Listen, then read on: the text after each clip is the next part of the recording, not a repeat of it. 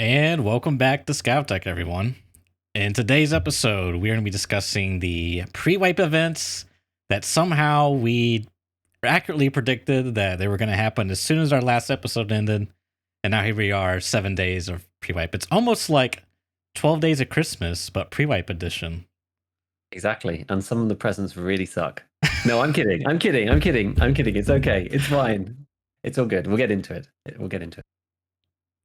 And what else we got, Giga? Then we've got basically, when's the patch? When's the wipe? You had to make me say it.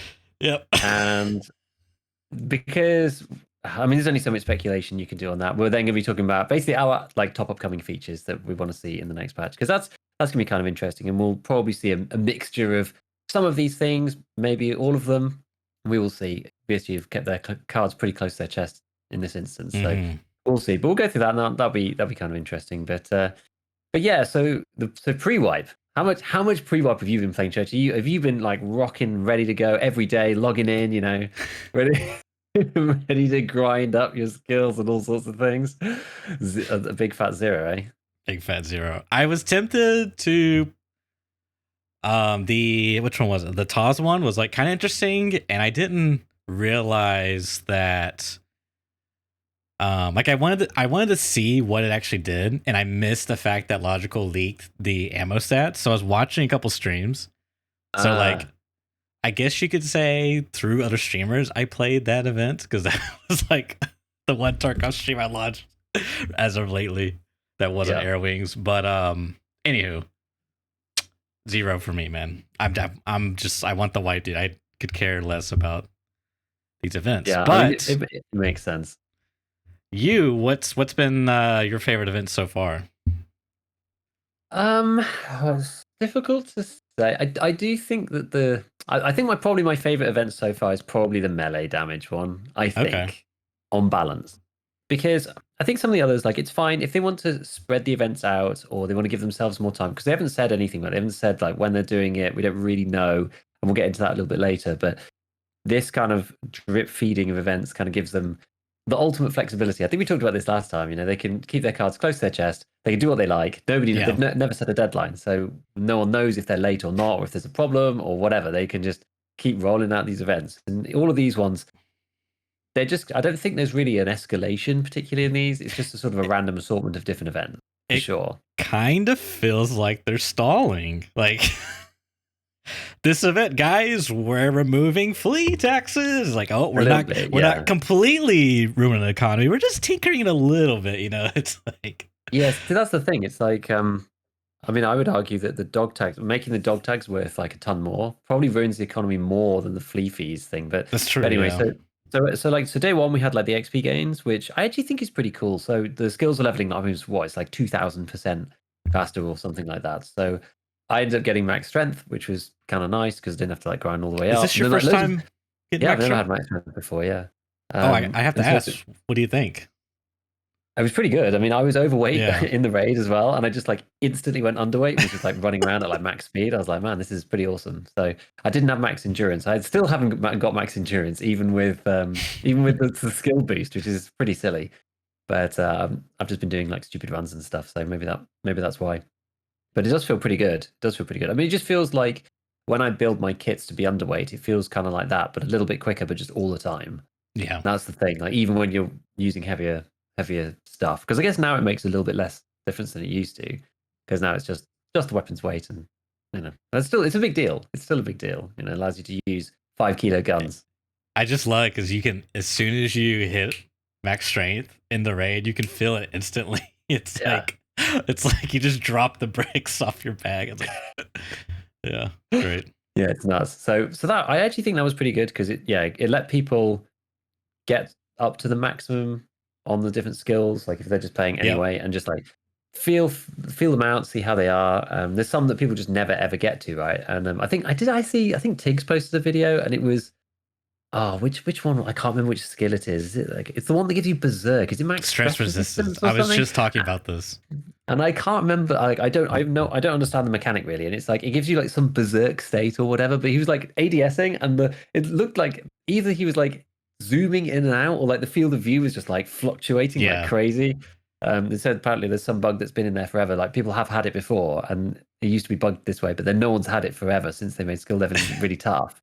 And then they've managed to get back with this event, and they're like, "Oh, yeah, the bug's still here," which is quite funny. Well, I've never seen that before. I don't know if it's a bug per se, because I've seen it on YouTube as well, and it's like, I think what it is, how it works essentially is when it triggers the berserk state, when you ADS, it increases your FOV, and then it drops back down to your normal.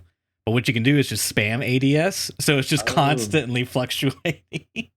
Oh, I see. I see. I thought that was happening. Yeah, if you do that fast enough, you can get these insane FOVs where like you can basically see behind you, and then like the center of your screen is just like lines, just like jagged lines pointing, because it's like such an extreme FOV. It's hilarious.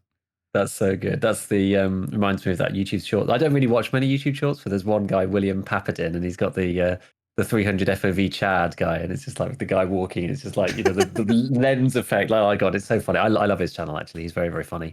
William Papadin. He's got a good kind of RPG. He's got a lot of stuff about Elden Ring and things like that, which is just like general RPG tropes. Is kind of his channel. It's good stuff. It's good stuff. But okay, I thought that was just like randomly happening. I didn't think he was controlling anything. Like I didn't look into it too deeply. Again, I think it's one of those things where it's a feature that's never really been, you know, like properly tested, you know, because of everything you listed before.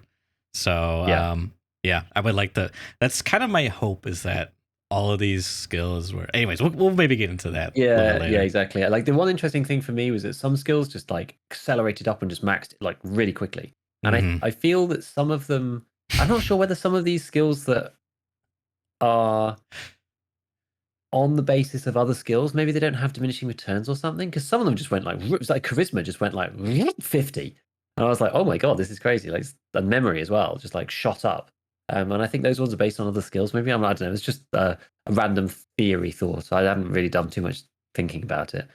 But yeah, I think that's kind of cool. And then so yeah, it gets people the ability to catch up a little bit. Then day two, they're like, this one was really weird to me, right? Like making all of the hideout now just cost Pevco beers. This is a great idea in theory. In practice, Pevco beer instantaneously vaporizes off the flea market, and now no one can ever upgrade the hideout ever again. But it's kind of cool because, like, if you're that one guy that just has a bunch of beer, but like, you know, or like all of a sudden, like beer just becomes this like crazy commodity. You know, it's kind of cool in theory. But if I know what you mean. It's something, I guess. I don't know. I wonder who comes up with these ideas. I don't know, because the thing is, so you can craft Pevcos, and I was like trying to craft some, but you need. It's really annoying actually, because you need 5, and I can't remember which one it is. It's one of the rye croutons you need 5 of, and it's the one that you can like never get anyway. Obviously, I think is that correct? I can't remember. Anyway, there's the one that you need, but you can barter the one that you need for the one you don't need. That you don't need with Therapist, who also sells the one you don't need. So you can buy them from Therapist and then barter them with her into the other type to then do the craft with. But the thing is with that, and then like now if people work that out, so now Therapist is just out of stock of Amelia Rise, or whichever way around it is, like instantaneously on resets. It's like, okay, and you need 5, and you can only barter 3 with her. So you, even when it was like open, you did 3, and then you have to wait another reset before you can do another 3. So then you get 5 to do the barter, and then you use the Pevco. So I was like, I'm not sure who this is helping here. I don't know. This is just like random now. This is just super random. Like anybody who doesn't have it now basically just can never get this up to max, which is pretty funny. Yeah, I mean the dog tags one, like they just multiplied the price for that. Everyone sold all the ones they hoard. People normally hoard dog tags. But I did a video about this because people just hoard dog tags, and I didn't even look into the barters properly until recently. I knew like the MVGs were good, but just like through sort of hearsay and word of mouth, like people saying in chat and stuff. But I saw people like making like 100 million or whatever, just selling 5 cases for the dog tags at the end, that's like the economy breaking thing there. That's what drives like the insane inflation. And now I mean, other than it being end of wipe, it's like the two things combined. Like everyone has millions and millions and millions of rubles because all the dog tags are worth so much, and we know it's the end of the wipe, so people are willing to spend their money. So Prototols, like I bought a stack of like 20 Prototols, I think, for like 80, 90k each, and I was like, yeah, this is going to be fine. And then I was like, actually, that's a lot of money. I was like nearly 2 million rubles just on like Propotol. I was like, okay, but yeah, it just goes like that. But yeah, so the melee one. So that was day 3. Then day 4, the melee one. This is actually my favorite one, and I didn't really because I never look at melee. I actually unbound. So what I have on my keyboard now, I unbound melee, and I have M as a single hit with my melee weapon because I never want to just like take it out and then smash glass and then have to change back. It's just really annoying. So I have M as just like one hit and then it brings my gun back, and double M as I actually take my melee weapon out. Okay. And I've always just used the Red Rebel, and I never really looked at it because it's so hard to kill people with melee in Tarkov. Just like I've never bothered. But yeah, there are. I mean, I was vaguely aware of this, but I didn't know which one was the best. And there was different damages, and the sword does the most damage. So I went and did the sword barter before it got too expensive. People were like, "Yeah, go get the sword. Stop trying to hit people with the Red Rebel." I was like, "Okay," because I did like 3 raids on factory trying to kill other PMCs. And I got kind of unlucky, I think, as well. Like I get like within sort of like a hair's breadth of someone, and they just go doink, just insta kill me like top of head. I was like, no, this is so crazy. Like, I'm not very good at those kind of games normally anyway, like Mordhau and stuff like that. I've never been like super like melee fighter. But anyway, after buying the sword and doing a few other random things, I ended up actually having some like pretty hilarious raids. Actually, I ended up pairing it with because I was doing the quest to try and kill PMCs with the melee, and obviously everyone goes to factory because that's where Tagilla was, which you had to kill, I think it was 15 PMCs and Tagilla with melee. That was the idea for the quest from Skier. I think it's still open, actually. But I did the 15 PMC kills. Tagilla killed me once, and I was like, I'm done. I'm not looking for, Tagilla, they didn't boost. Like, the thing that I would have changed about that quest is I would have made it like 50% spawn rate for Tagilla on factory. Yeah. But because they didn't do that, it's just like, I don't want to grind. Like, it's 15%, man. Like, I don't want to grind that along with everyone else. Yeah, and everyone else looking for him. And then, like, the one time I found him, he just shot me in the face with a Saiga 12. I'm just like, that's just like, it just kind of sucks. Like, I had my fun with the PMCs. Exactly, and that was it. Like, the event is just for fun, right? Like, I don't care about completing the quest. It doesn't matter to me. I got the entertainment value out of the sort of trying to come up with a strategy for beating other players in that environment. Yeah. And that's what pre-wipe is to me, right? It's like coming up with a new strategy because something's changed and going, okay, well, what does this change with the meta? Like, how can you get kills using this particular event? And ended up getting some like really good ones actually. I paired mine up because I kept my pumpkins from the Halloween event, and I had the pumpkin head on half the time. And then there's one clip which is super funny. I actually put it on Twitter, and I like run down the stairs, and this guy just goes, "Oh God!" And they got over voice, but just like just runs away, and I'm just like hacking with the sword as this guy tries to run away. Like, it was funny. He came in my chat afterwards and was like, "Dude, that's actually terrifying." That's great. So that was fun. So that was why that was probably my favorite one, because it's just shenanigans, right? It's just like random shenanigans. Like, people are still going in with guns into factory, but you're there. Like, some people are like VoIPing, trying to team up to do Tagilla. Some people are just using guns as normal. Some people it's just like every man for himself. Like, it's just wild, and you don't really know. Like, it's like how to approach it. You have to assume everyone's about to kill you, and just like sneak around, and then just chop. So yeah, it's good. And then there's just like remove all the negative effects from the stims, which is just kind of a nothing done, I don't think. I mean, that's kind of a boring event, right? And then yesterday's one, which is the TOS one, which is like my second favorite one, and you said that was your favorite one, which is sensible. And I think a lot of people, it probably is the one that they are intrigued with the most, at least. Yeah, it's probably more accurate for me. Yeah, and I was intrigued as well because I'm just like, oh, if you've got new ammo types. Again, I saw it on Logical's website first. So he put up the 2. I think it's like the Flechetta Plus round, which is like four shells with like 30 damage. I was just like, man, this is rubbish, right? And then the elephants, like, I wanted it to be like, they should have put in just something stupid. They should have been like 15 and like 50. So it just obliterates people or something. Like, you have to craft these things, and you get like 15 at a time. It's not like you can get that many. The stuff on the flea market is like almost entirely sold out at all times as well. Like, you can't even buy the components. I had to go and find a hand drill to make the explosive ones, because the hand drill, I don't think it's not part of any of the crafts that I ever do. It's the auxiliary item for this one. So I had to go and find one, because when I went to the flea, there weren't any at all. Maybe it's stabilized now, but when I went originally, there wasn't one. So I scabbed into Interchange and went and found one in there and brought it out, which I was like, you know what, this is kind of the way this is how it should be going. Imagine going into raid and finding loot, dude. That's ridiculous. I know. I was just like, oh, we got to go to a grenade box, get some fuses, like some TP bricks in the back of Goshan, whatever, and then like find this drill. Okay, so I crafted couple of them. But then, I mean, I've literally just put a video out about it because I thought it was kind of interesting. The stats they put on these things have just made them like unusable, basically.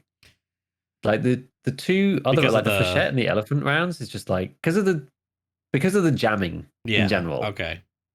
The Wait, general jamming. is this event still going on?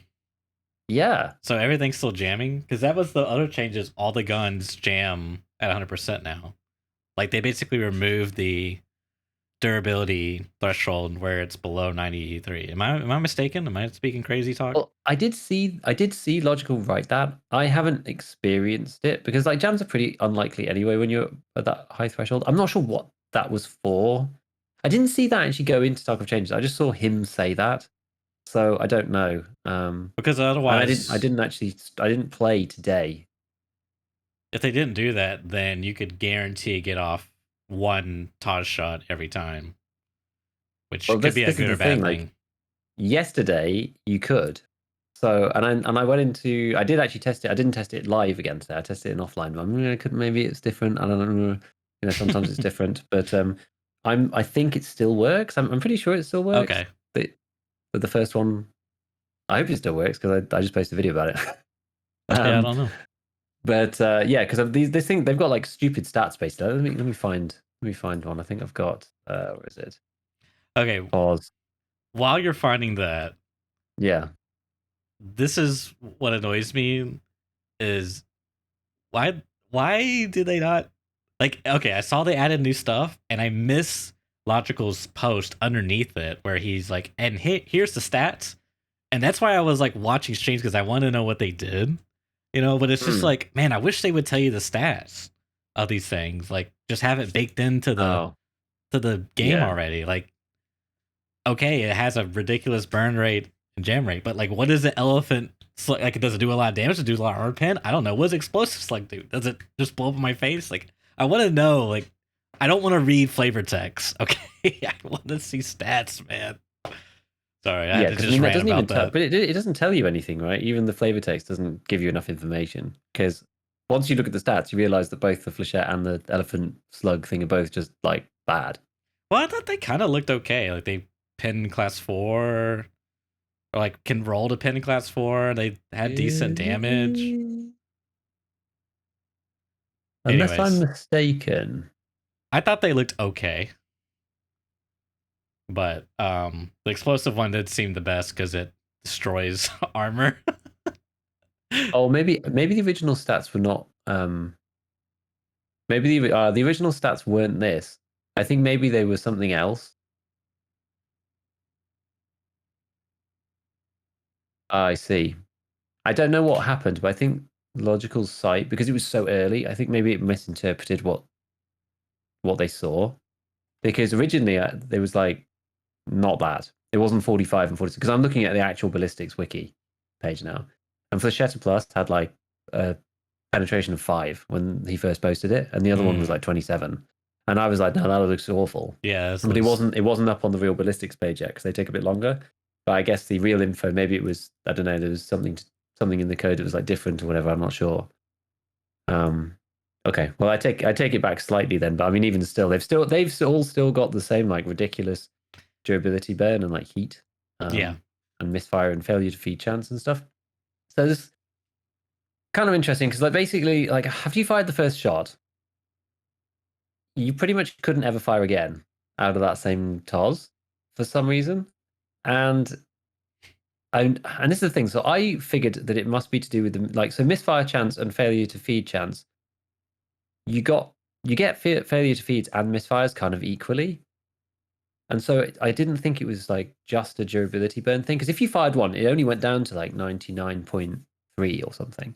So it wasn't like it was taking your durability down to 50 after one shot from on a, like 100 durability toss. Like that wasn't the case. So I was like, okay, well it must be to do with the ammo then, and the misfire chance and failure to feed chance must be really high. Now that was my speculation that it was just for some reason 100% always works. Like at 100%, the first shot just always works no matter what, and then as soon as it's not 100, then the stats kick in, and then because It they've got could like some be. ridiculous misfire and failure to feed chance, that then now it's like a 70% failure rate. Like it's insane, man. As it could be the way the math works is when the gun's at 100% durability, regardless of the durability threshold rating, Yeah. it just can't possibly Yeah, malfunction. exactly. Because it's like, malfunction chance equals, the malfunction chance of the round, like times 100 minus the durability, Right. right? And the 100 Right. minus durability is always 0 if the gun's perfect. But as soon Yeah. as it goes to 99.3, it's point, it's 0.7 or whatever, and then you Right. multiply that, and but it's some enormous number, and so then it always jams or whatever. Somebody actually posted a comment on my channel and was just like, "No, it's not that." They said it's the heating element of the round. If you wait like 2 or 3 minutes, then you can fire another round no problem. I didn't test this, but when I looked at it, like the heat, say on the explosive slug, it's only plus 255%, which in the grand scheme of things isn't actually that high. Like if you look at other rounds like Golnick and stuff like that, like they also have, and like even other to be fair, other shotgun rounds also have like insane heat. Like if you look at AP20, I think has that one got a lot on it? I maybe don't have it on the wiki. I'd have to look at it in the actual game. But some of the other rounds have got like super super super heat as well, and I just don't think that's the case. I I'm a didn't little test that, but skeptical, I'm not but sure. we're It could flicking it be. to you. Okay, so CZ says it's 148%. So there you go, right? It's like, and it's not like you can never fire the shotgun again after you shoot it once. But maybe it's because bolt actions. Maybe they don't have. Maybe they don't have like, I don't know whether each weapon, maybe it's got a heat capacity within the weapon or something before it overheats, and maybe normally it goes to 100, and the bolt actions they never set them, so it's 1, so the TOS overheats instantly. But then there's no animation for it. I don't know. It could be that too. Yeah. The long and the short of it is, who cares? You take in 10 TOSes and you load each one manually with one round, and you always get your shot off perfect. And each TOS you just discard. And there was a I strategy. see. We worked it out on stream over about 20 minutes. Actually, maybe it might have been longer than that. I spent way too long just like figuring out the mechanics of like perfectly min-maxing how to do it. So you go like, you like fire, you swap, and Yeah. once it's swapped, you then grab a round from your secure, an explosive round, because you don't want to lose them if you die, right? You grab an explosive Oh round my from your secure container, god. you Loaded drag it in. over the TOS in the bag, you let go, you then click the TOS in the bag, you drag it over to the gun you've just switched away from, you then press discard on your mouse, which discards the gun underneath, and then drop it in the slot seamlessly. So you're in raid and you're just like, bam, swap, you click, click, click, click, and then swap back over and just like keep going, bang, That's bang, funny, bang, bang with the dude. TOS. It was fun. So I tried doing that. It was like playing like Dota in the middle of playing Tarkov, It's just like, blink dagger, got stun, ult, mask of badness. It like reminds me of playing Sven like back in the day. That's You have to do funny. like 4 or 5 key Right. combos all in the right order, or it doesn't work. It reminded me of that. So You yeah, blink, we Mask had of fun. Madness, tried to stun. No, I ruined Yeah, it. I know. Yeah, exactly. You've like silenced yourself. Exactly. It's like it felt exactly Yeah. like that. It's like you swap, like, or you swap too early, or you forget to swap, and then you discard the gun, but you're holding it. So then your guy plays the animation of like dropping the weapon, and then you're just left holding the sword, and it's like it's just a Yeah. mess. Yeah, What and I if had like, you go. what if you did this? What if, because I think I saw you doing this. What if you brought in there's got to be another rig, but one that comes to mind is Alpha Rig, and you put the TOSes in there, and they're like ready to be fired from the rig, and you just hotkey them, so you just press hotkeys instead. So you're You can like, do that. boom, That boom, works. boom, boom. Yeah, you could do that. That works. With the Alpha Rig, you get 4 slots. Oh, do I think. you? Okay, So I you've couldn't got, do you get remember. 4 3? I think you get 4 3 because I was using the ACPC, so I wasn't using the alpha, but you get 2 3x1s in the Yeah. CPC. So I had 2 tosses in there at one point. So you can go like, bam 2, bam 4, bam 5, bam, and you get like 4 shots off if you want to keep 4 in the thing anyway. But again, right, you only get 15, so I was like, ammo preservation is like the utmost priority. And as soon as you get a jam, right, to actually fix it, you lose the round. So I was like, man, you could like really run out super quick if you don't do this. So I was like, this at least means you can do it. And I was taking one. I think you came into my stream when I was wandering around reserve, and I had just like pocket TOS, like a GL in the other slot. So I was wandering around just trying to find opportunities to use it, but it was really hard to find anybody. Another interesting thing, if you use it at point, it's basically okay. Actually, this is interesting. This is kind of more interesting in some ways. If you use it at point blank, it doesn't go off. So you can't blow yourself up. There's an arming distance because it acts like a GL nade. Okay, that's what I was wondering. Like, is it essentially a GL Like how it Yes. functions. Okay. That's what I was And wondering. it's got a very slow speed. So I think it has the same arming distance, I believe. I had a quick look through the wiki, and the number rings a bell, but I didn't actually confirm it. But it's got a very similar arming time, because it's all based off time, to the 2 to 3 meter GL nades. But those things travel a bit quicker, I think. And so the TOS one, it travels really slowly, so it actually hits over like 1.5 meters or something. But yeah, still at a point blank, it won't go off. You still need to be about 1.5 meters, 2 meters away to make sure it goes off, which made me think, I wonder if this is a test. Like, I wonder whether the code for the UBGLs from the M4 and the AK have just been slapped into the TOS to test it and just see what happens when people are using it on the server, right? It's a theory. I mean, is it too much of a coincidence for them to have added this like random round in the pre-wipe just in the patch before we're supposedly getting underbarrel grenade launchers? I don't know. You tell me. But it seems kind of sus to me. Dude, so someone post, I think it was Hayes actually. He posted on Twitter like on day 2, he was like, I don't know, guys. This is like first event is, max skills essentially. Second event is hideout. We know that Nikita said they're reworking skills and they're adding new hideout modules. Are they going to tease us these pre-wipe events with all the new content? And if you look at it, dog tags are getting reworked? Question mark. Melee damage quest/boost rework? Question mark. Stems. Okay, maybe not, but hear me out. The TOS. Now we get to the TOS. The GL. Hinting at that maybe. Flea market fees being reduced, changed slightly. I'm just saying, guys. I don't know. Could be. It's all what do they call it? Foreshadowing. Yeah. Foreshadowing. You heard it here first. Everything's going to be Pevco in the new wipe. Well, trying to think. Maybe they could like. How would you hint that streets? Like maybe you do like take the streets model that's in the game, and then swap it out with like Christmas lights are covered all over it, so you can see it like in the distance. It's just like all these. Christmas. That'd be so cool. Yeah, and that would actually probably be quite easy for them to do, because potentially, yeah, well, maybe because it's just like it's a skybox type thing. I would think it would have to be a patch. It would. Could people need the. Could it be a 1 hour patch? It might. A potential technical update. I mean, dude, seriously, because people got to have the mapping assets for it. You know what I mean? The files for it. I seriously, yeah, it's like that's the only logical, reasonable thing. I just can't see a world where they can upload to the server and then, yeah, it just no way. That's not something they can change on the server side. But I don't know, guys. We did just get a technical update. Wait, is it happened already, or is it? They announced it's happening. It's announced. So the technical patch has been announced today for tomorrow, but this is only, so they said December the 24th, 7 a.m. GMT, 2 a.m. EST. We're conducting a technical update. It'll take approximately 1 hour, but maybe extended if required. And people were like, it's wipe, and everyone's just like, everyone knows. It's just like, no. Can you imagine them if they're able to wipe in an hour? Like, dude, that'd be unheard of. It normally takes them like, what was it, like 5 hours, and then they say sorry, it's been extended by another 3. Like it takes them so long to do the wipe. Yeah. And as a lot of people have said, like this is probably adding in the Christmas tree in the hideout and like adding in the Christmas layout for the lights in the hideout, adding maybe like Santa or something, something they've done before.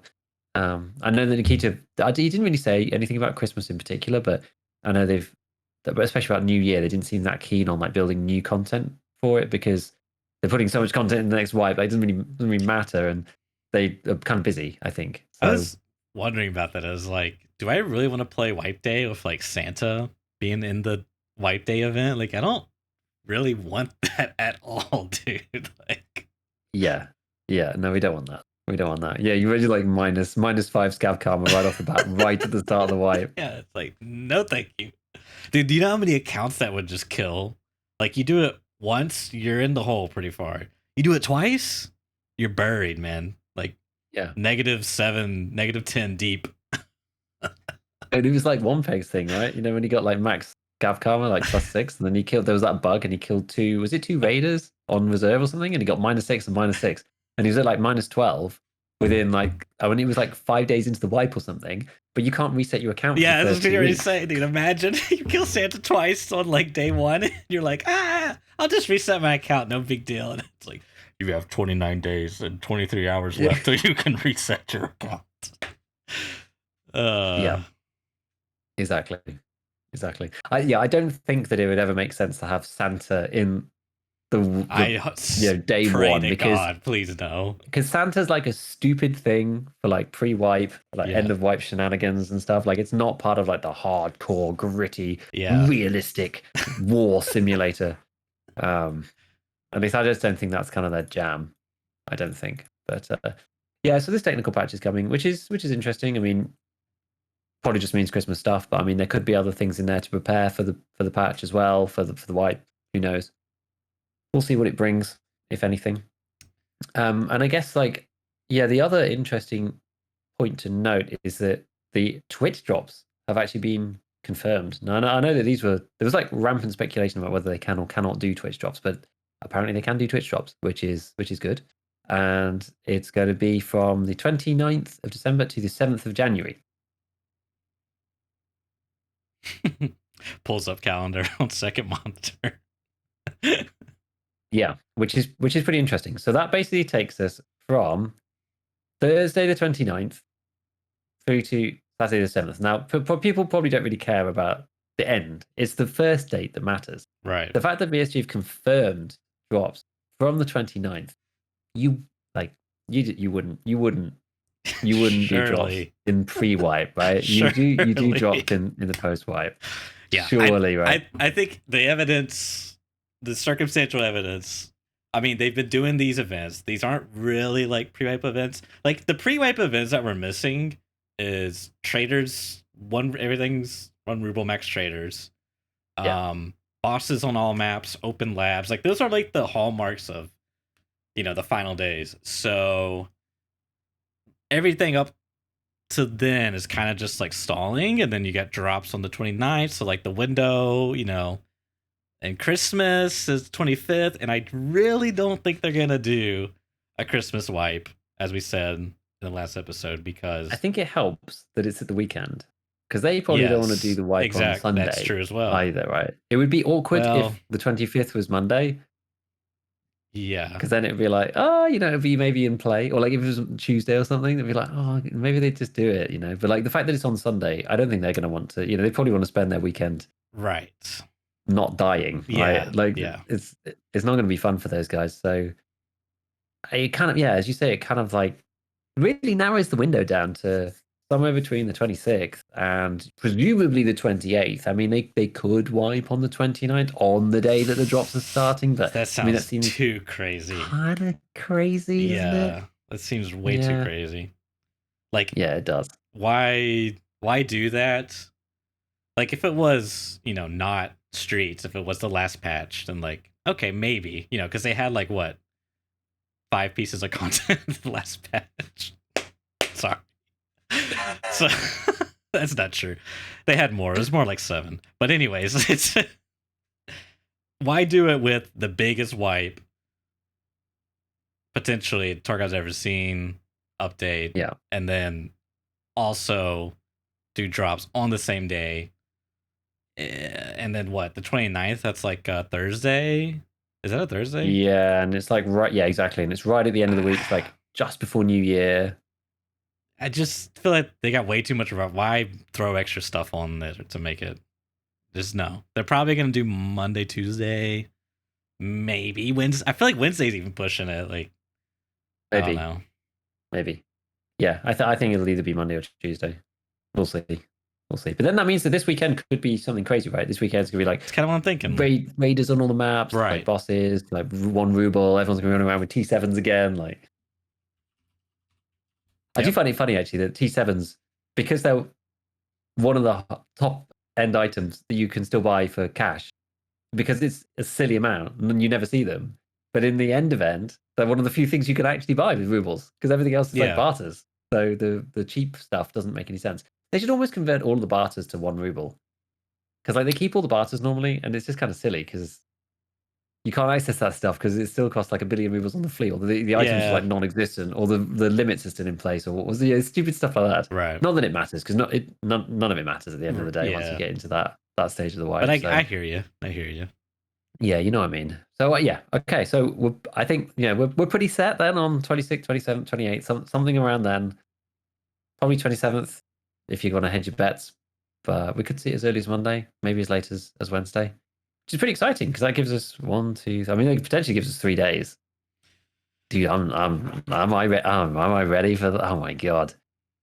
Like, wife is crazy. It's a lot of fun. It's a lot of work as well, you know. It's a lot of for a lot content of work creators. Too. For content creators, it's a lot of work too. It's good though. It's good work. It's fun work. Yeah, because you're probably well, actually, I don't know about that, but I did see Ghost say, I haven't looked into it, but 12-hour or no more 24-hour drops. Like they're doing 12 hours. I'm guessing.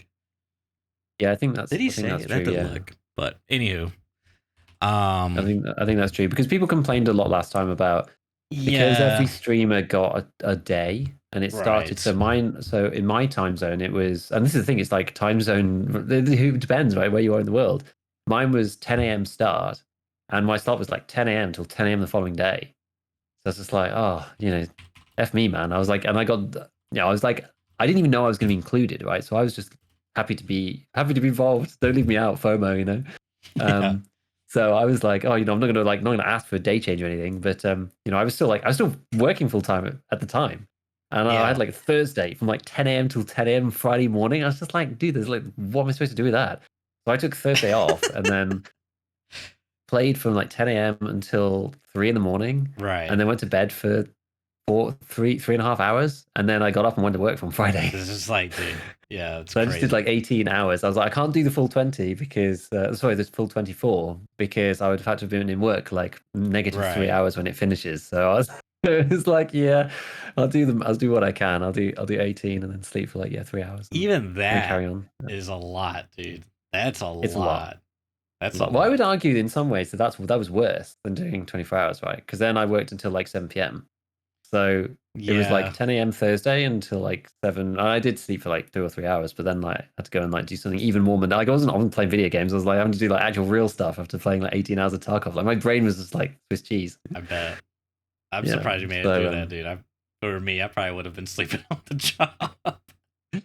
Yeah, it was pretty nuts. So yeah, so this year they've listened, I think, and because that's the thing, when you're given a slot like that, you're incentivized to maximize it, right? Like it's an unprecedented opportunity to do whatever you want to do for your channel and promote yourself and like be there and like get a huge audience. Like I know most people aren't watching and they're just there for the items, but like the number's cool and it gives it gives you kudos, whatever, and it's a fun thing to do, and it's never going to see that number ever again. It's like, why not? Let's go for it.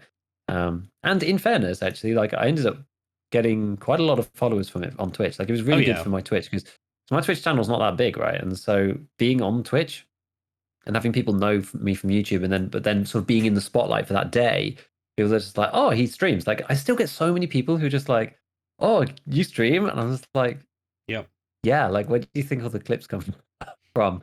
It's odd to me. But anyway, so yeah, you kind of feel like you have to make the most of it. Is the point? And if you give the opportunity to people to do a 24-hour stream, they were going to take it and do it. So making sure that they can only do 12 hours in like 2 separate blocks is much healthier for everybody because people don't feel like compelled to do it.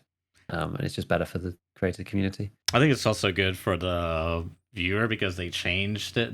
At least as I understood, they changed it where you can't, the scripts that automatically claim the stuff doesn't work. Like you have to do it manually. I could be wrong about that, but that's what I've heard. Okay. So someone now will come up with something clever. Yeah, I'm sure they're gonna work around it. But now because that was kind of once they did that, I guess that made 24-hour drops a lot less appealing. Because to get like the top tier drop, you had to be there for however many hours. It was like consecutive. So it's just like set your alarm for every 3 hours, wake up, click the drop. Okay, go back to bed. It's just kind of like stupid. It's like proper degen behavior. Basically, like total degenerates and people who have young children are the only people who can go and collect. But it's so bizarre because like no one's actually like watching it, it's like most people, right? But like, you know, Amazon gets to play ads, and like the advertisers are like, it's just kind of weird because they're like kind of like throwing money at no one. You know what I mean? Yeah, it's almost for like kind of like fraudulent for the Yeah, advertisers, right? It's like, it's like, yeah, we have this many people watching right now. Yeah, absolutely. yeah, they're definitely watching your ad. Yes, for sure. You know? So weird. Yeah, it is weird. It is weird. But yeah, okay. So there's that. So I mean, it's an exciting time. Like I'm looking forward to it. It's gonna be good. It's gonna be good. It's gonna be fun. It's always good. You know, everyone gets so hyped for the new wipe, and Nothing every else raid like it, matters, man. and yeah, there's nothing else like it. It's gonna be good. If you haven't played your first wipe yet, like if you joined early wipe, like fresh wipe, it is something to enjoy, to embrace, to just commit to your memory. Like you just can't describe the first wipe. I mean, your first time playing Tarkov is very unique, but the first wipe is also just because you get to take that experience, if you joined like mid wipe or whatever, and then apply it to like the fresh wipe, and it's just it's so great, man. It's just scrappy, get in the ring. So good. And that's the thing. It's the way the game always should feel and always should have felt. Yeah. So that's why people love it so much. But it's very hard to crystallize on that feeling forever. It's very hard to make a game loop that makes people want to do that for a long time, which we've discussed at length in various formats. Before we go off on an epic tangent about that, which I'm like teetering on the brink. I'm like, no, let's not do that. There was one other interesting leak, I guess, which was Nikita posted a picture, and I don't know which is more surprising. So it was a picture of, well, it's like a kill screen, and it says Demerka EA MP9 thorax to you 87 HP 2 hits, and there's a picture of kind of like the body layout with a red thorax and a red arm, and yeah, I don't know what's more shocking is that the because it's probably an arena leak. That's what people are saying. It's going to be, well, that's at least what I think, is that there's going to be a more granular breakdown of who shot who and who hit what and what damage you did to what, or whether Demerka managed to hit 2 shots of the MP9 after showing his performance on Tarkov TV. You stole my joke, dude. I was gonna say I think it's a fake because Nikita messed up. All right, he totally doctored that. No one's ever killed anyone with the MP9. So mean. We're all so mean. We're so mean. Great minds think alike, I say. I just like, there's just not like that Tarkov TV with the lighthouse one where he's like trying to get to lighthouse and there's a scav and he's like shooting him, breaks his leg, he's got no splint, he's like hobbling to lighthouse. Dude, it's like tuning to one of my streams actually. Yeah. People just like wandering around reserve looking for a splint. That's like half of my life these days, it seems. But yeah, that's pretty fun. So it looks like we've got a whole new interface. Right, you got your icon, your name. There's some kind of level, and then like a little chevron. So it's like rankings almost. That's what it looks like. Yeah. Yeah, and then we've got this sort of post raid, like who killed you with what gun and how many hits. Because normally you don't get this, right? You just get like the bullets in Tarkov. You just say you got peppered with these rounds in these locations. Whereas this says like MP9 thorax da da da. So it sounds like it's going to be more of this kind of granular post raid. I mean, the cycle does that. If I remember when we played that bit, and it was like, this guy shot you 20 times with the alien Nerf gun. This guy shot you 3 times with the pain needler. It's like all of that kind of thing. But that combined with, and then I think Dimitri posted something as well. Dimitri Ogor, I can't pronounce his surname, Ogorodnikov. And on the 22nd of December, he literally just posted a picture of the Escape from Tarkov Arena Twitter page, which is verified on Twitter with a yellow.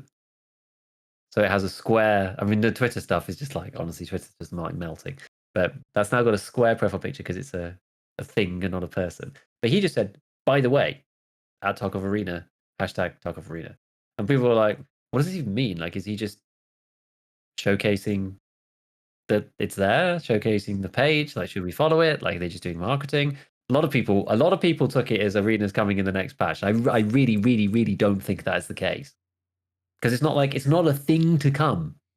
I don't believe, right? It's like a whole separate game for people to buy. It's like a DLC. I don't think it just like comes in the next patch. Like, I don't think that's the way it works. The But anyway, news on that is kind of weird because they were supposed to do closed testing in like fall, right? Was like what Nikita said at some point. And then it just never really got reported on. And presumably because no one wants to report on it because they're scared they're going to get blacklisted. Like, let's just say hypothetically that like some people have played it and tested it already, but like no one's going to say that. And I don't think Nice Guys would even report that if he did get a source that said they, it's just kind of like, I think he wouldn't. I agree. So it's almost like I don't even know. No one knows if it's actually they, were able to like execute on that promise and it's been tested, or if it's not been tested, the arena's gonna be like even more delayed or whatever. I don't know. Big question mark there. I heard like a rampant piece of speculation in my chat that somebody said that somebody had posted a video somewhere about like a build of the arena of someone playing it, but then it got deleted or something. Like I was just like, oh god, it was like the proper rumor mill stuff. I was like, it doesn't even tell me anything informative. Like, I don't know if you're telling the truth or it's just BS. I don't know.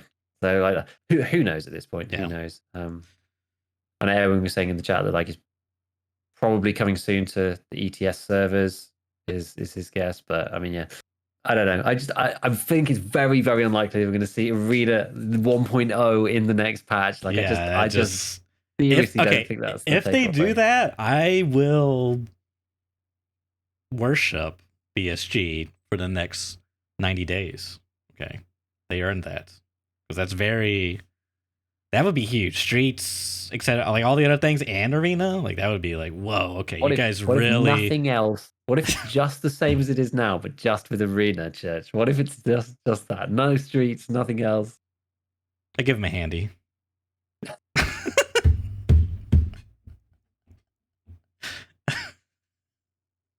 Well, I did like that's actually derailed me completely. I don't even know where to go from there. I'll tell you where we go. That was. I think all I was going to say was I think that's it about arena. We just had these like two little snippets. Yeah, we'll see. But speaking of what's coming in the patch, I want to talk about your top 3. We'll go 3 because I feel like we could do 5. But top 3 features you want to see in the patch. What's your number 3, Giga? My number 3. Oh, I'm not sure if I even ordered these actually. You said like to prepare. I feel so like unprepared about this one. It's so funny. Like let me have a look then. So what did I say? Okay, so my number 3 then is probably recipes for crafting.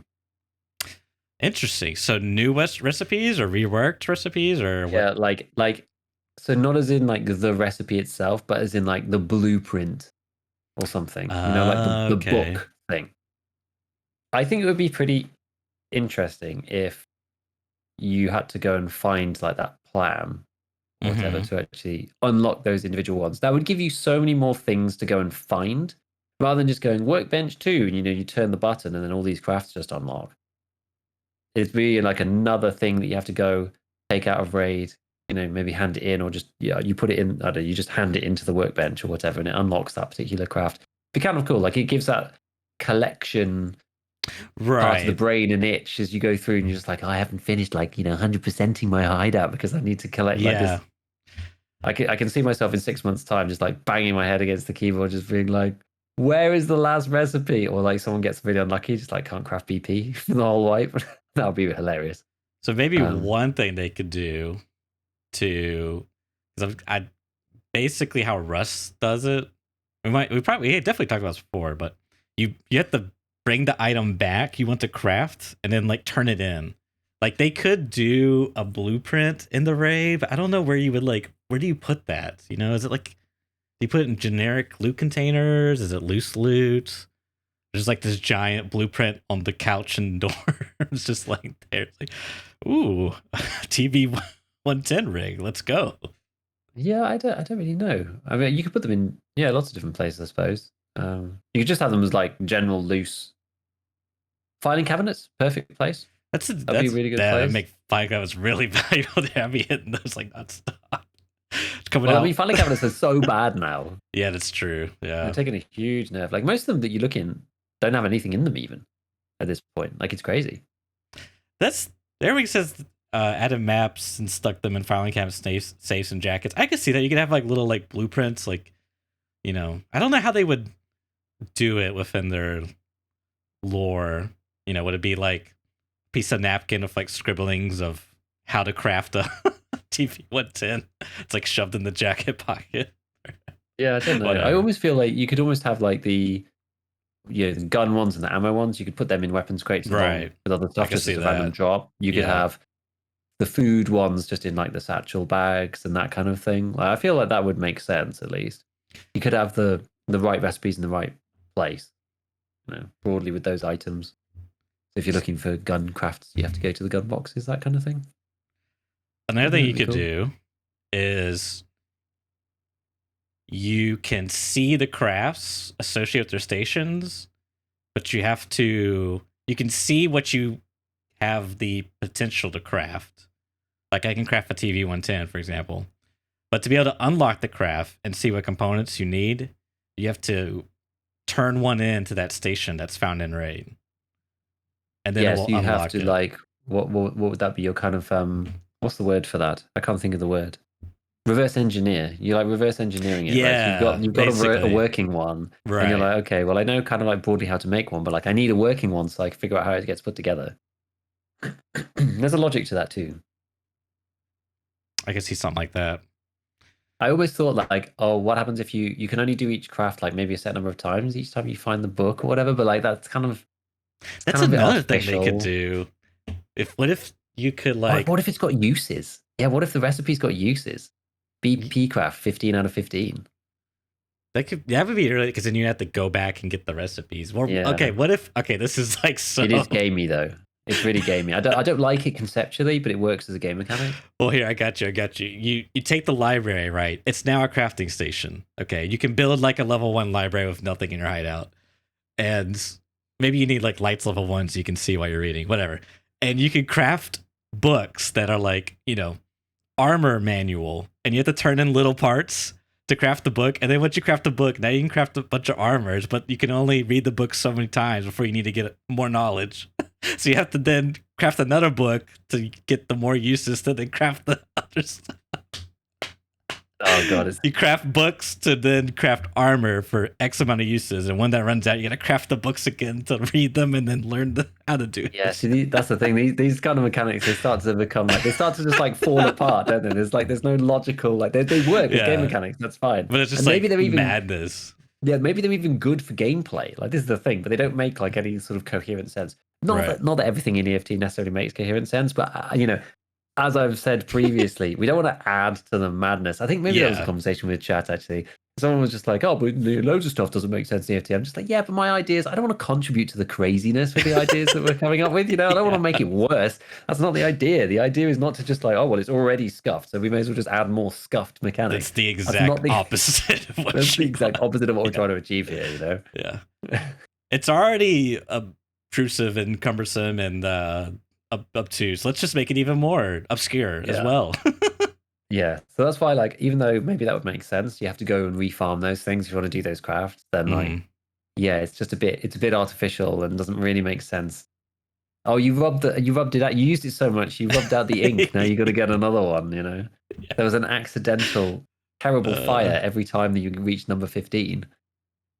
The unavoidable problem. You already have to go and get the mats, so like, I think it's okay. Yeah. No, there's tons of ways to do it, but I like that. I like that feature. I do hope they do something like that. That'd be really cool.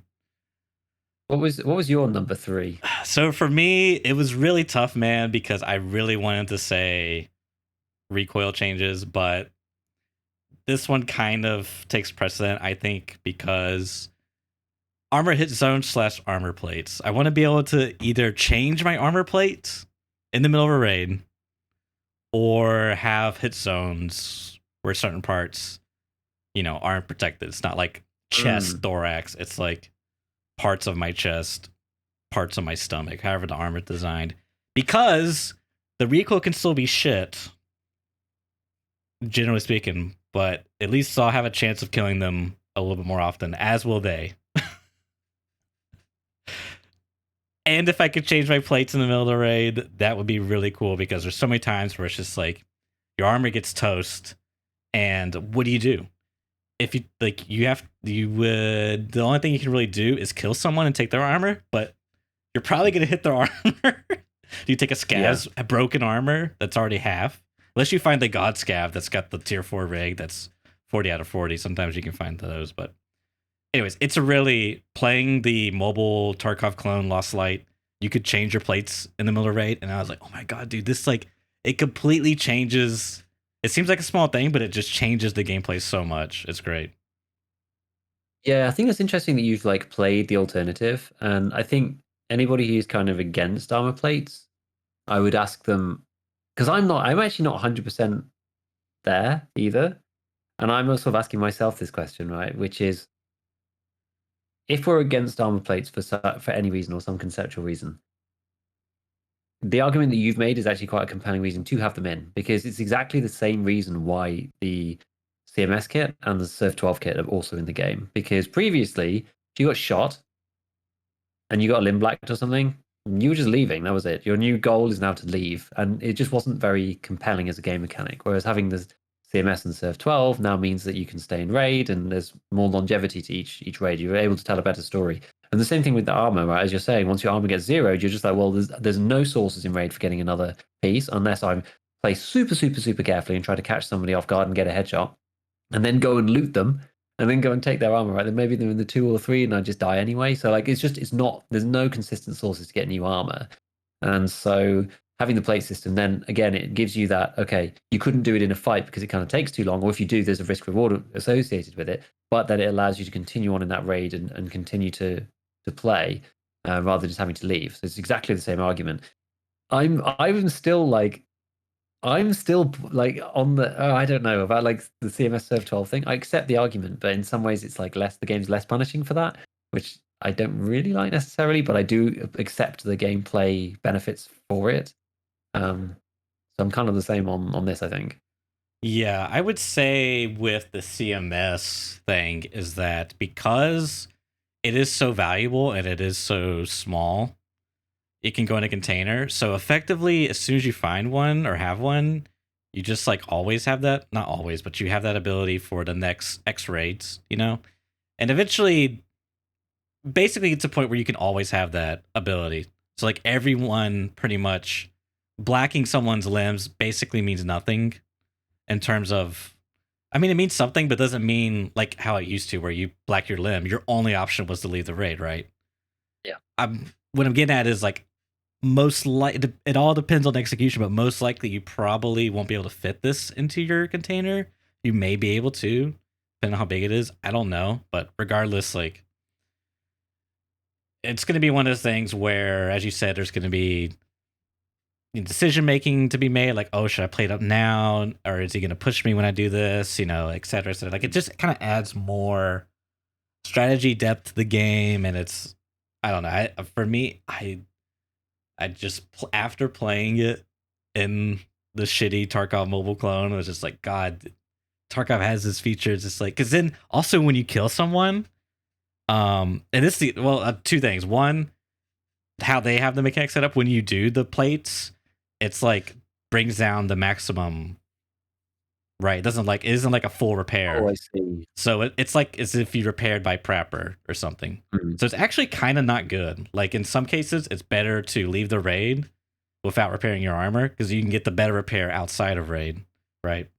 And then 2 would be if you kill someone and they didn't use their plate repair or replacement, then that's extra loot for you to take out. It's now instead of taking out their armor, it's oh, I'll just take their plates. It's effectively as good as taking their armor out, potentially. It's kind of neat. Yeah, I think it's going to depend on like how the sizing works. You know, if it's like a Right. There's a lot of 2x1 or details. something, if each plate is a 2x1, or maybe some of the big plate, maybe the chest plate, maybe there's like multiple ones. Maybe there's like side and front and back as well. Maybe different ones for different armors. And yes, there's also like people saying some armor isn't replaceable. So like I think some of the Russian armor isn't replaceable. It's like all sewn in, so you might not be able to replace those. It's only going to be in the ones that you have carriers for. That you're able to actually swap them out. I mean, I don't know. We're gonna have to see. I mean, for me, the only thing that I don't really care so much about it because it doesn't have, I don't know, it has an impact on gameplay for sure. But the thing that I care about is that I really just want to see, and we've spoken about this previously, but I want to see the whole arms, chest, thorax, stomach thing. I want those to just be delinked.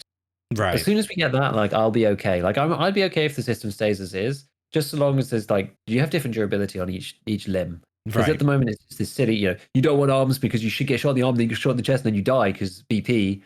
On your As far as like armor, because if you're shooting the arm on the armor, the whole armor is getting reduced essentially. Yeah, the shared hitbox is like the most unrealistic thing about them. That's true as well. That would be a big annoying.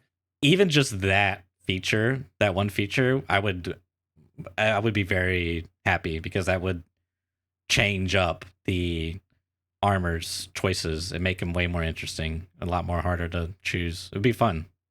Yeah, because it's like it's so unrealistic. The one shared hitbox, especially, and the bigger the armor gets, the more it covers. The worse it gets, right? If it's a slick, it doesn't matter because it's just thorax, and that's fine.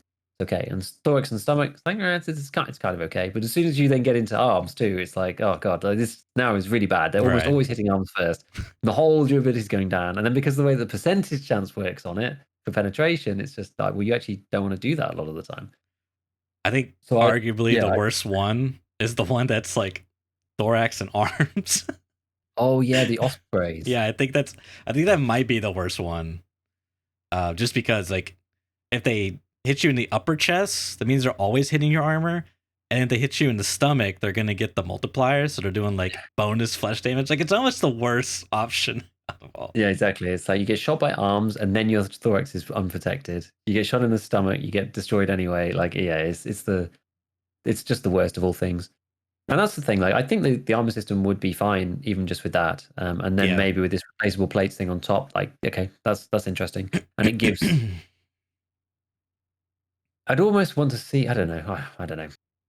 You'd want to see a rework of the way the armor functions economically too. So those ones that are all sewn together, you'd want them to be a lot cheaper, I guess, in the game than the ones that you can just continuously replace, because those would be the meta ones, right? You could take spare plates and put them in, but if you want the ceramic one that's all one part and can only be repaired out of raid and can't be changed in raid, that should be cheaper. I mean, that sort of is the case anyway in the game, so I don't know how much difference that would make, but yeah, it'd be interesting.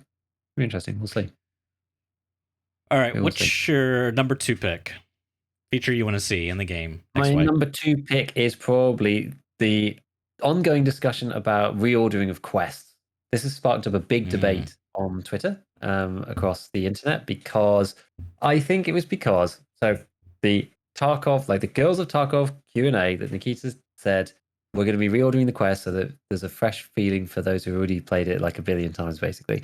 And there is a video by Nice Guy that I do think is a little inflammatory. It's just speculation, and that's fine. But I do think it's sort of borderline, because he basically says like the next patch, everything could change. We could be on streets. I mean, he's right? In theory, we don't know. We don't know anything.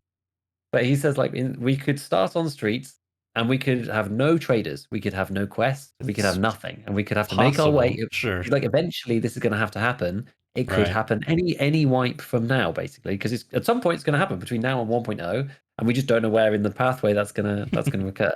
I think it's extraordinarily unlikely, based on like the way that Nikita was talking about it. It's just like, oh, we're going to reorder the quest, make it feel a bit fresh or whatever.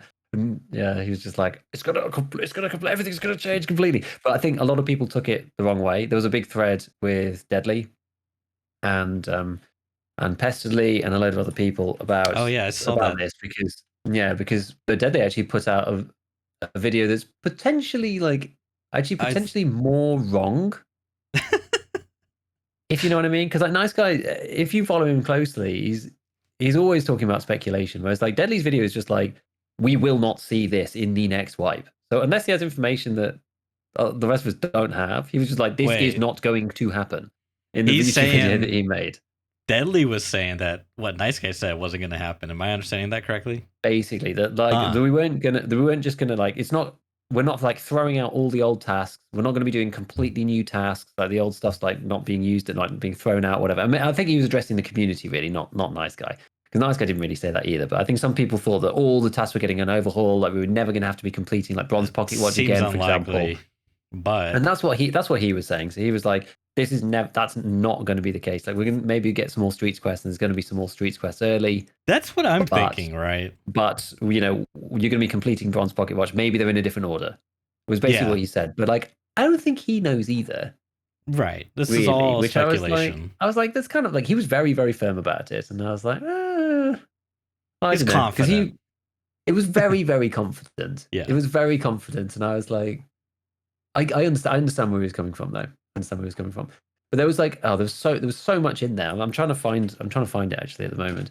But Hesterly replied in this thread as well. Like everyone was involved in this thing. It got like kind of almost out of hand. And Hesterly, here we go.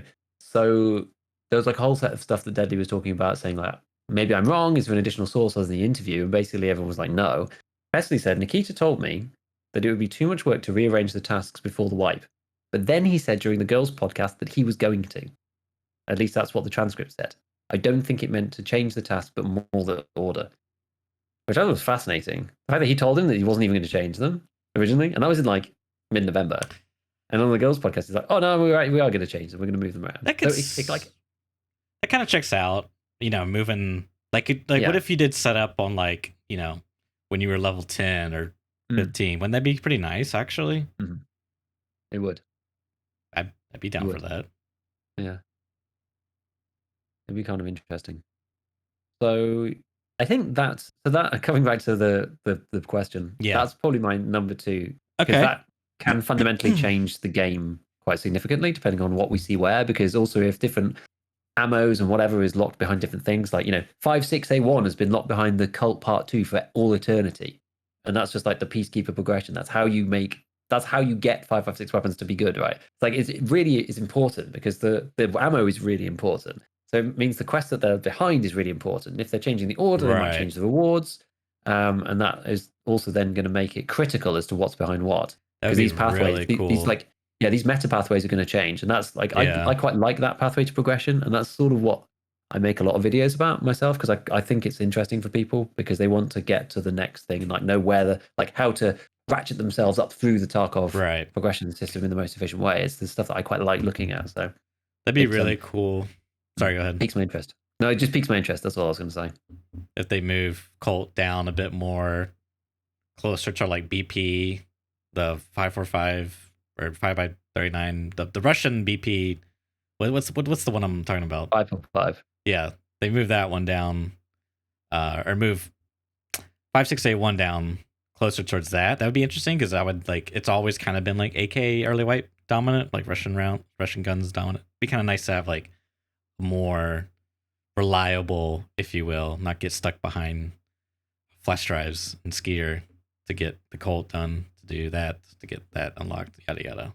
It's not fun. Yeah, maybe they'd have to do something to make sure they weren't too freely available, like the 5.56 guns, because otherwise then no one would use the AKs. There wouldn't be any point because they're just using 5.56. Maybe put it closer to wherever BT is located for. If you use the G36, then we'll see. Dude, I mean, yeah, it'd be fun. Yeah, that's my one. I think that could be cool. What's your number 2?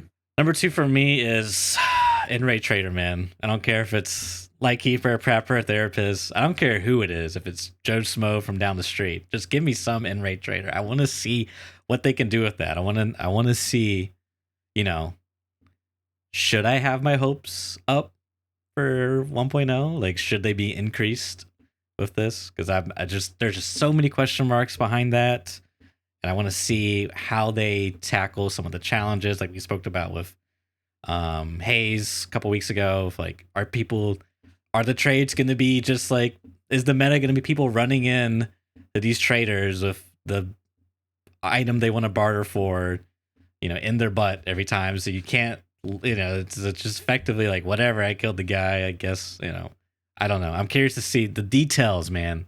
I want to know what it's like, and I'm super excited for that growing into a more, I don't want to say open world, because I think that's overused and misconstrued, but if that's even a word, but what the future of 1.0 will look like. I want to see that more stuff in the raid, not outside the raid.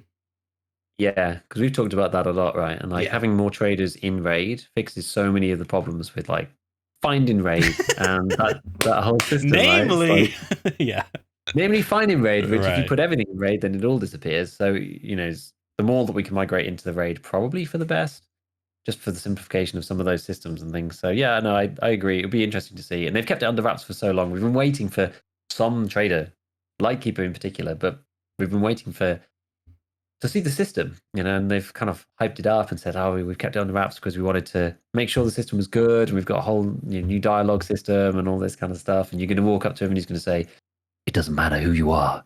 All that matters is just where you are, where you need to be right now." And all these funny voice lines that Nikita's been talking about. And then he's going to say, here's your thermal scope. And you say, "Thank you." And then you're going to walk out and you're going to die instantly because they're actually going to kill you because they haven't turned off the AI targeting or something. I don't know. I mean, it'll be cool to see if they move more traders into the raid as well as just him. Mm-hmm. Like if you've got Trapper and whoever in raid or therapist or whatnot, that would be cool. I just can't even begin to speculate as to how that changes the structure of the game, honestly, because it's so far-reaching. That's why I'm just like, I really want the feature because I want to see where they're going with it. Like if it's like poorly implemented, I'm gonna be disappointed. But I'm gonna do my part to be like, hey, this is you guys should change this blah blah blah whatever. But it just doesn't bode well for the future to me, anyways. If it's like just absolute garbage, is it going to do I think it's going to be absolute garbage? I don't know, so I just want to see it now. Okay, like. I don't care if it's broken. Put it in so that I can say it's broken. You need to go back and fix it. That's basically it. Yeah, exactly. I agree. Yeah, it's gonna. Yeah, I don't know. Like this. That's the thing. There's so many ways. It's so hard to even speculate about it because it never ends up the way that you think, right? And in my head, it's like, oh, you're going to go in for like you because I actually didn't think that for the longest time. I didn't think that the other traders were going in raid, but apparently they are. Like I had that misconception for quite a while until relatively recently, I would say, like the last couple of months when Nice Guy started talking about it, like, oh yeah, they put all the traders in raid, or they wanted to put them all, and then they said they were going to do one or two, and now they're thinking about putting them all back in raid. I'm just they did go back and forth. It seemed like, like I think I missed the memo or something on them coming back on that because I originally thought like just going to be Lightkeeper, everything else kind of going to be the same.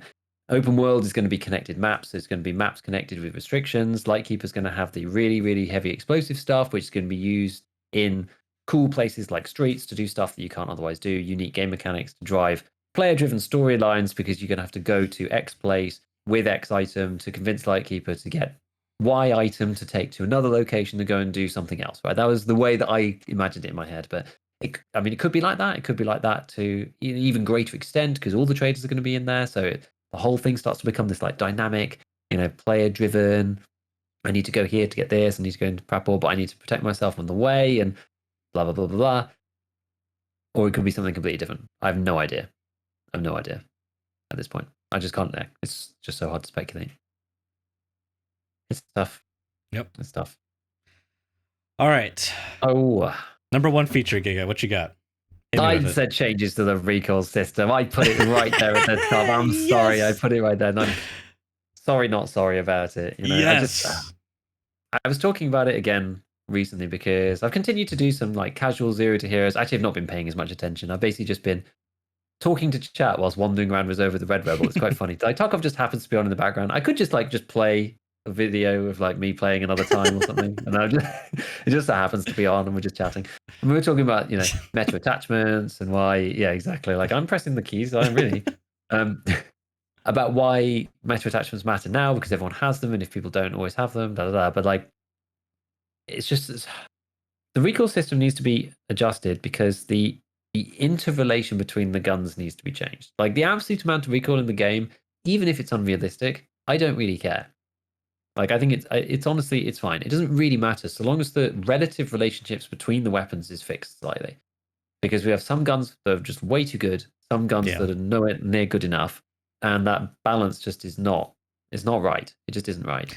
And I really, really hope that we get something for that. Like I was showcased, I think I talked about this the other time, but showcasing the MP5 SD versus the RD, right? And it was just like the recoil is very similar, and it's because the combination of the fire rate and the internal stats and but one's shooting 762 BP at 600 RPM and one's shooting 9mm PST at 800 RPM, and they've got like the same top point of it's just like no, this is just like no.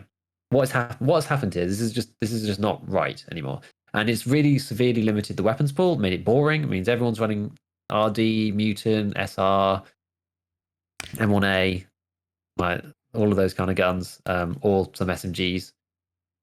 It's just so many guns are just like cut out of the meta, and I just think it really needs a big rebalance internally within those things. Like I think UMP does no business being that good. I mean, come on. I'm like, the Scar, she's like, why is the Scar so much better than the others within 5.56? It's just like I don't like it. I don't like it. I think that the way they designed, from what I can tell, the way they designed the system, it's if they wanted to do a complete overhaul, it's probably gonna be too much work for them, like realistically. So I think what the easiest thing to do, in my opinion, would be to go back to the old recoil system. Because there were a few outliers that were pretty bad at some points, namely even the Mutant was pretty good when it first came out. I think that was in the old recoil. Or maybe that was whatever. The VAL, the VSS, But that was maybe the ammo, you could say maybe it was the recoil, whatever, but they got it into a decent place, and there was a lot of options back then. Everything was a laser beam, was like the general, like, do you want extreme laser beam or do you want kind of accurate laser beam? It's just like MP5 SD or an AK. It was kind of like that, right? So and that kind of made everything more accessible because it was viable, I should say. So I don't know. I think that would be the easiest thing. There's just want to shout out Numbers and Tarkov. He put up another. I'm curious to get him on the show. I would love, but I don't know. We'll see.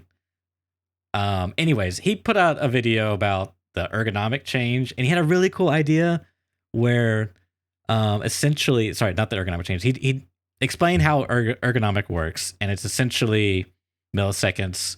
And basically, the thing with ergonomics that I didn't really think about, but it's actually really true, is that a lot of two things. One, you're basically only, when you put points in ergo, you're only primarily putting points into ADS speed. Yes, technically, lighter parts also affect like hold down time and such, like how long you can aim down the sight or whatever. And usually there's a relationship between high ergo parts and whatever lightweight parts, but not always. But anyways, you're also only getting like half the benefit, because once you're ADS'd, you don't get anything, right? It's just that transition phase from ADSing and un-ADSing. Whereas recoil, you practically always get it, because you're gonna, like the point of the gun is to shoot it. You know what I mean? So like you're always getting the benefit of recoil. Whereas if ergo, you're arguably not, because you can shoot the gun while you're hip fired. And his suggestion was to change ergo, just add it, like keep the ADS stuff, but also make it affect hip fire accuracy. And then you would like incentivize short builds, because it would make sense. Like, why would I want to bring this giant long juice cannon SA-58 FAL into factory and it be super hip fire accurate, low recoil? Whereas realistically, you want to bring a short one, and you probably would be hip fire more, and it might, it has more recoil, but like it'd be easier to hip fire because it's short, it's more maneuverable. Like, I was like, dude, that's such a genius freaking idea. And you could like have the lasers affect, like have a multiplier bonus on the stat, whatever. Anyways, I thought that was really cool. But circling back, Yeah, recoil change would be nice, man. Just go back to the old system, honestly. Like, the worst part about this system is, as you demonstrated, the numbers mean nothing. The foundation that they have with the hidden stats means so much more. Name, Scar, RD are like prime examples. So yeah, exactly. No, it's a cool idea. Yeah, you could give Ergo something else. Exactly. Either like, point fire bonus, or you could give it a, when you're like some other effect when you're aiming down sights, like it sways less or something. that's a good if you're idea. not in whole breath or whatever, like something else. But yeah, I agree. Ergo doesn't do as much as recoil, which is normally why people, and I do with all my builds, right? You optimize for recoil first, and then you tweak and say, okay, how little recoil can I get away with to get as much ergo as possible? If I give up like a % of recoil, but I get 9 ergo, then like I'm going to do it every day. Until you get to a point where it's like, you kind of like, it's 2 recoil for 6 ergo. Like, it depends where you are in that spectrum as well on the weapon build. Like, Right. if you're already down in the 30s of ergo, and you haven't even put a scope on or a mag or something, you're like, okay, well, I'll probably trade up for more ergo quicker. If you're already at 50 or something, and this is the reason why the RDs and those lot are so powerful, because they already have quite high base ergo. So when you're suppressed and everything, and you're like, well, I still have 50 ergo, so like, it's no big deal. I can snap these things no problem. So that's the thing. It'd be good to give ergo something else, because it's just ADS speed isn't everything. If you ADS fast and then recoil just makes you go up into the air, it just feels bad. And recoil is the most important thing. And again, it's like if you're already ADS'd onto somebody, then recoil is the only thing that matters. Yeah. So, yeah, it's interesting.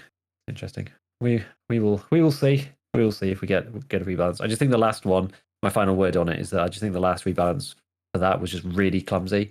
Just adding recoil across everything, just across the board, and then doing no changes on it for 2 wipe spaces. Like, they tweaked some stuff. They tweaked the 5.56 guns down the base recoils a bit and stuff, but like nothing fundamental got changed. None of the hidden stats got changed. The pivot point on the actual weapon didn't get changed. Like, nothing that actually would dramatically affect the system and make it better got amended really at all. It was just like, here you go, plus 20 recoil on everything, and we're going to maybe tweak some little bits, but like, no, they need to. They really, really need to. Like, it's a game, right? It's a guns game, right? You just fix the guns. You can fix the guns first. Come on. Yeah. No, I respect that answer, man. Number one. What's your number one? Selfishly, free cam, man. I want some really cool features, man. I want to do some cool. Yeah, I want to do some cool offline raid features. I want to do some cool content related editor type stuff, man. I really want those tools. And then the other people, like your Wellens, your Aqua, I was going to say, Pestilli, in a Junker on, Yeah, dude, Junker. I'm sure Junker would eat that up as well. Yeah, it would just, because like now you technically can do that, but you have to do it a not so legal way, technically speaking. So, and I don't really like. It's very complicated, It's just like so. Anyways, long story short, that would be awesome. That would be really cool. I would dig it so much. Yeah, I think the potential for content creation in general and just media around the game, like not just playing itself, but the stuff that people can make with it, that would actually have a huge impact on that, which is cool. It's a big part of like, if you're part of, if you don't care about that stuff, then whatever, right? But if you're like part of the broader community of the game, you like watching the cool vids that people make and like watching our man Junker's videos and people like that, it's enabling more people to get into that stuff without having to go down there's the suspect pass that you talk about for non-nefarious purposes, right? And this is the most important point about it. People being forced to do things that they don't really want to do, to get things to look the way that they want for creative and artistic purposes, not for anything malicious. It just makes sense. It makes sense for them to help people out. And I'm pleased, I've said this before, but I'm pleased that Nikita is on board. We're giving us these tools after giving us more flexibility with the co-op offline, seeing what people have already done with a very, very, very limited tool set, right? Like, all they've given us is just a checkbox to spawn together, basically, right? Outside of that, like, you got to play with AI, you got to play with whatever weather comes through. You have to play with EOD only. It's like, it was very limited in its first iteration, and people have already come up with some really cool stuff. So yeah, it's good. I'm glad they're on board with it, and I'm glad that they realise that it makes sense for them because it does. Yeah. Like, it's free content for their game. Okay. Well, I think we're coming to a close here. Unless you got any other final things you want to say, Giga. I don't think so. I think I think we've kind of covered everything, and I mean, dude, by the time we speak next week, we could have had 5 days of the new wipe. I know I can't. I don't know, dude. That's so weird. I know. That's so weird. We could know all of these things, and we, have looked at all this stuff. There's all these new things to look at. I don't know. I'm envious of our 5 days time selves. Yeah. I don't know, dude. It's gonna be crazy. It's gonna be crazy. But yeah, that's it, I think. Possibly by the time you, the listener or viewer, are watching this, listening, you could be loading into raid on the streets and dying as soon as you spawn into a scav with a Taz shotgun. Fun. So tactically, when do we need to post this cast so that everybody is waiting in the queue to download? It's the game's unavailable. People have got nothing else to do. They may as well just come and listen to an episode of ScavTalk talking about the speculation for the wipe that they're waiting for, because the 5 hours of server downtime has been extended to 8 for another 3. So they may as well pop on an episode and listen to old Church Giga, shoot the stuff in the evening. I can see the tweet now. While you're waiting for the servers to get cooled down, check out ScavTalk. Exactly. But no, seriously, guys. Thanks everyone for the support for the year. Happy holidays, and yeah, stay tuned for next episode. See you guys later. What if we, kind of just like put our nuts in order and be like, okay, what do you think about this nut?